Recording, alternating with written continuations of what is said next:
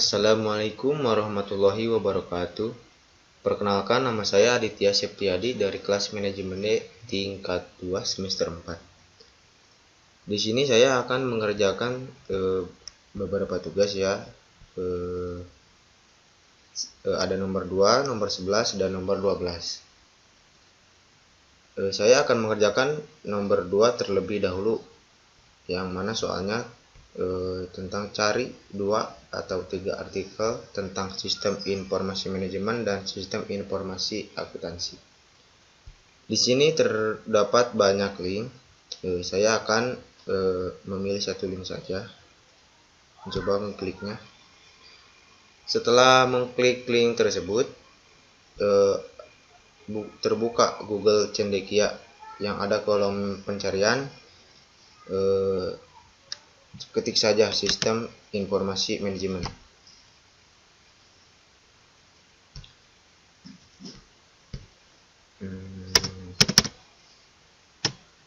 Di sini saya tadi sudah membacanya. Di sini sudah ada.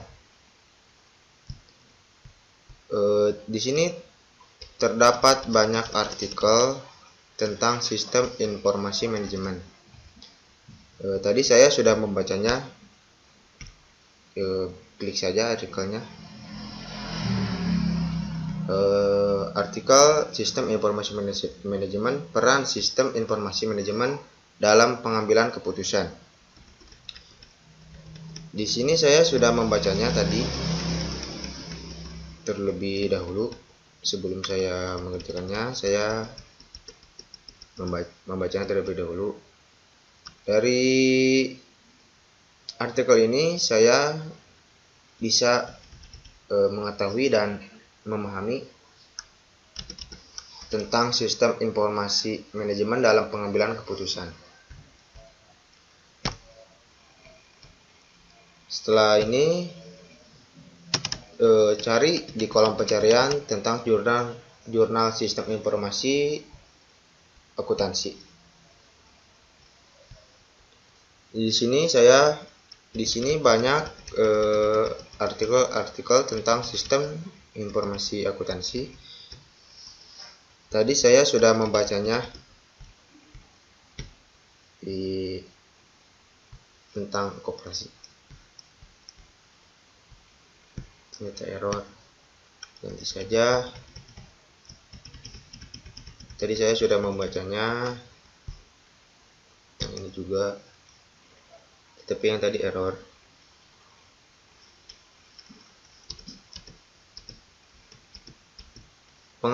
Pengaruh kecanggihan teknologi informasi, partisipasi manajemen dan pengetahuan manajer akuntansi pada aktivitas sistem informasi akuntansi. Tadi saya sudah membacanya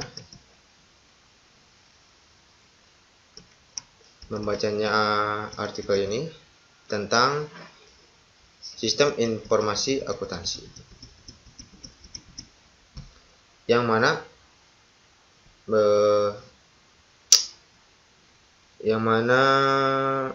artikel ini materinya tentang pengaruh kecanggihan teknologi informasi, partisipasi manajemen dan pengetahuan manajer akuntansi pada aktivitas sistem informasi. Sekian dari saya. Wassalamualaikum warahmatullahi wabarakatuh. Assalamualaikum warahmatullahi wabarakatuh. Saya akan melanjutkan tugas yang mana sebelumnya saya sudah dikerjakan.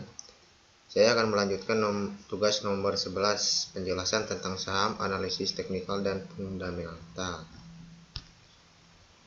Lanjut saja. Saham itu apa? Saham merupakan surat berharga yang mencatat kepemilikan kita pada suatu perusahaan. Saham adalah tanda penyertaan modal seorang atau pihak badan usaha dalam suatu perusahaan atau perseroan terbatas. Dengan menyertakan modal tersebut, maka pihak tersebut memiliki klaim atas pendapatan perusahaan. 2. Yang mempengaruhi naik turunnya saham. Satu, kinerja perusahaan. Kinerja perusahaan yang bisa dilihat dari laporan keuangan yang dilaporkan oleh perusahaan. Terbitnya laporan sering terjadi sentimen positif atau negatif, dan sentimen itulah yang mendorong perubahan harga sahamnya. Sentimen industri. Sentimen industri ini dipicu dari kondisi eksternal dan kebijakan tertentu yang bisa mempengaruhi kinerja bisnis dan sektor tertentu. Mulai dari bahan baku, nilai tukar rupiah, harga jual komoditas tertentu, sampai tingkat suku bunga acuan. Misalnya, tentang kenaikan atau penurunan suku bunga acuan. Suku bunga ini sangat berpengaruh terhadap kinerja perusahaan di sektor yang berkaitan erat sama bunga kredit, mulai dari perbankan sampai properti. Aksi korporasi. Aksi korporasi adalah tindakan, kebijakan, atau keputusan yang diambil perusahaan, yang mana hal tersebut itu berdampak kepada investor atau pemegang saham. Entah berdampak pada persentase saham lainnya, dan tentunya persepsi dari para pemegang saham akan berpengaruh terhadap pergerakan harga saham yang bersangkutan. 4. Kebijakan pemerintah. Kebijakan pemerintah juga dapat mempengaruhi harga saham meskipun kebijakan itu masih dalam tahap wacana dan belum terrealisasi. Banyak contoh kebijakan pemerintah yang menimbulkan volatilitas harga saham, seperti kebijakan ekspor-impor, kebijakan perseroan, kebijakan utang, kebijakan penanaman modal asing (PMA), dan lain sebagainya. Faktor manipulasi pasar. Manipulasi pasar saham juga kerap terjadi dan bisa secara langsung berdampak pada naik atau turunnya harga saham. Bagaimana ini bisa terjadi? Manipulasi pasar biasanya dilakukan investor-investor berpengalaman dan bermodal besar dengan memanfaatkan media massa untuk memanipulasi kondisi tertentu demi tujuan mereka, baik menurunkan maupun meningkatkan harga saham. Namun, manipulasi pasar ini biasanya tidak bertahan lama karena perusahaan masih memiliki aspek-aspek fundamental yang terekam di dalam laporan keuangannya yang bisa digunakan untuk mengembalikan harga saham ke kondisi sebelumnya. 6. Aksi jual beli pihak asing. Aksi jual beli saham dari pihak asing ini bisa dipengaruhi sama berbagai hal, mulai dari sentimen ekonomi dan geopolitik global sampai sentimen ekonomi dan politik nasional. Kadang pihak asing mengincar saham tertentu dan mendorong harga sahamnya naik. 3. Istilah dalam saham, haka, haki, bearish, bullish, dan lain-lain. 1. ARA dan ARB. Auto reject atas dan auto reject bawah. Istilah ini digunakan kepada saham yang secara sistem bursa mengalami kenaikan atau penurunan yang signifikan. Akibat dari kenaikan atau penurunan harga saham yang signifikan tersebut, pada sistem bursa yang akan memberlakukan suspend penghentian perdagangan dalam kurun waktu tertentu. Setiap saham memiliki batas auto reject berbeda, bergantung pada harga saham tersebut. Aset liquid. Dalam saham arti liquid, berarti saham tersebut lebih sering ditransaksikan. 3. Bid dan offer. Bid dan offer sudah menjadi satu kesatuan karena bid adalah harga penawaran dan offer adalah harga yang ditawarkan. HK dan haki.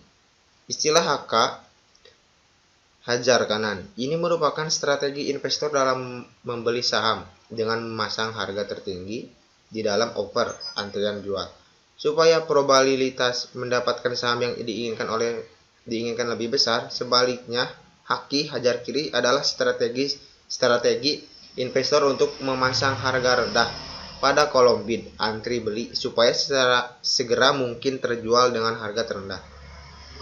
Bullish dan bearish.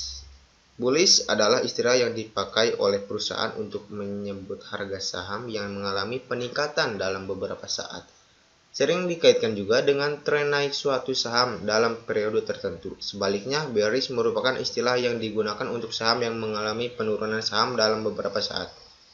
IPO. Initial Public Offering. IPO adalah penawaran pertama yang dilakukan oleh suatu perusahaan dari perusahaan tertutup menjadi perusahaan terbuka yang sahamnya bisa dimiliki. Tetapi penawaran ini hanya dilakukan pertama kali ketika perusahaan tersebut akan go public. Suspend atau suspensi saham adalah saham yang diberikan perdagangannya oleh otoritas bursa karena beberapa faktor. Misalnya, telat memberikan laporan keuangan dan penurunan kenaikan yang tidak masuk akal. Delisting. Delisting adalah penghapusan saham dari market. Jadi, suatu saham yang sudah di-delisting tidak akan bisa menemukan saham lagi. Delisting juga menjadi sebuah resiko bagi investor karena tidak akan bisa transaksikan kembali saham tersebut. 4. Nabung di bank versus nabung saham. 1. Menabung di bank dan di saham sama-sama aman. Menabung di bank memiliki keuntungan yang terletak pada sistem keamanan yang mana uang kita miliki tidak akan dicuri oleh orang lain, walaupun ada terjadi aksi kejahatan. Maka pihak bank akan menanggung semua kerugian tersebut. Jadi kita tidak perlu khawatir. Lalu apakah saham juga demikian? Jawabnya iya. Menabung saham juga memiliki badan perlindungan yang jelas, yang pihak sekuritas dan juga pihak penjamin dan investor lainnya. Jadi dalam hal ini, menabung di bank dan di saham sama-sama untung. Keuntungan menabung di bank lebih kecil daripada di saham. Kemudian dari segi keuntungan menabung di bank memiliki imbal hasil yang lebih kecil daripada menabung di saham karena saham memiliki fluktuasi yang besar.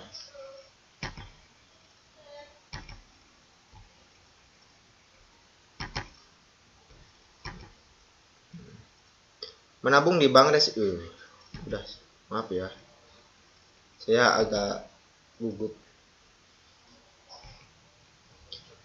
Menabung di bank, kita hanya menjadi nasabah, tapi kalau di saham kita jadi investor.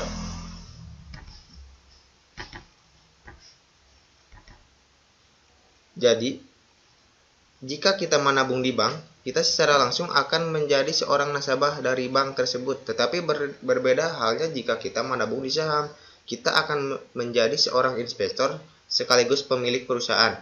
Inilah keuntungan dari menabung di saham.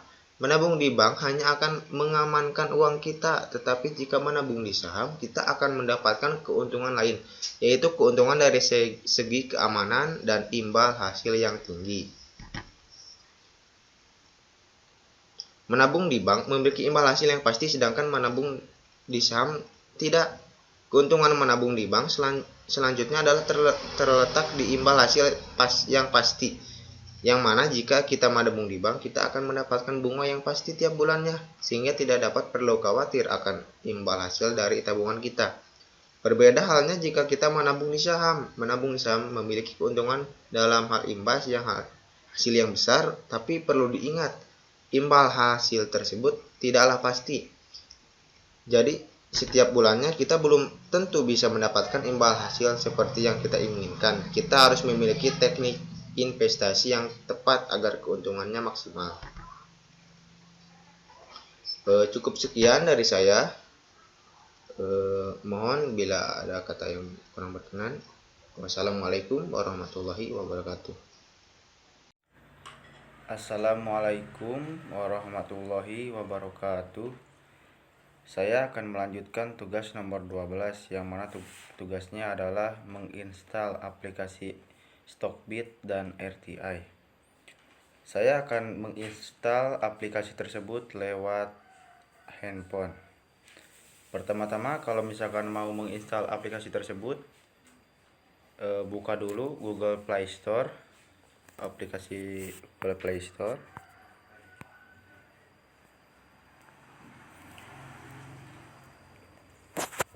Terus cari di kolom pencarian. Nah, di sini sudah ada, tinggal klik saja, langsung klik install.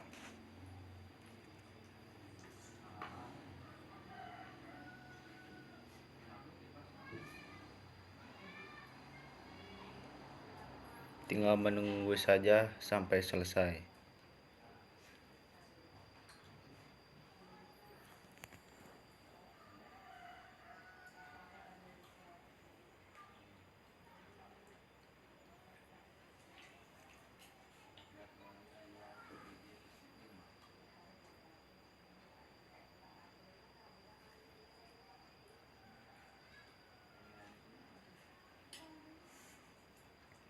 Ya, ini sedang mendownload, tinggal menunggu saja sampai selesai.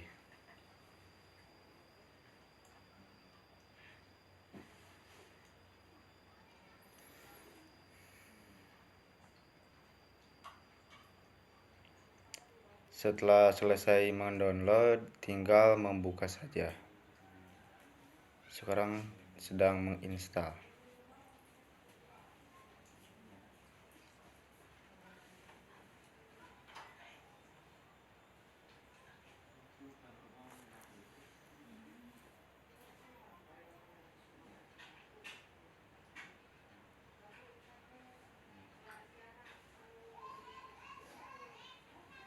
Ternyata di sini sinyalnya agak jelek, jadi mohon maaf agak lama.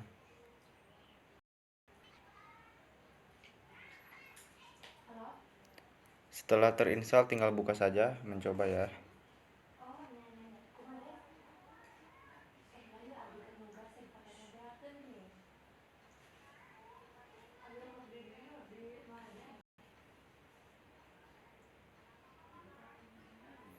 Ya, sudah kebuka ya, tinggal login saja.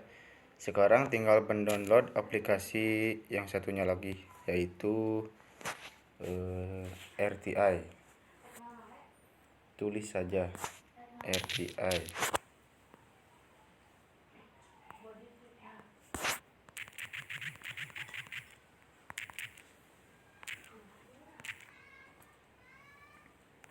Tinggal install, mendownload.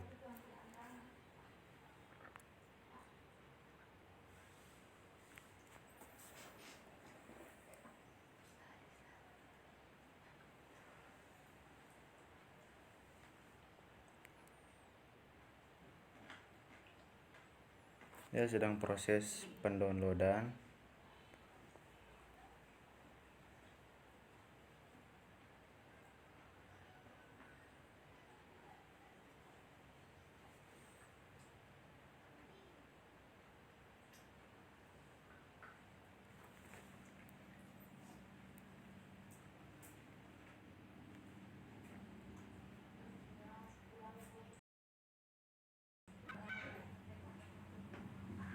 Ya, sudah di-download, sudah selesai, tinggal membukanya.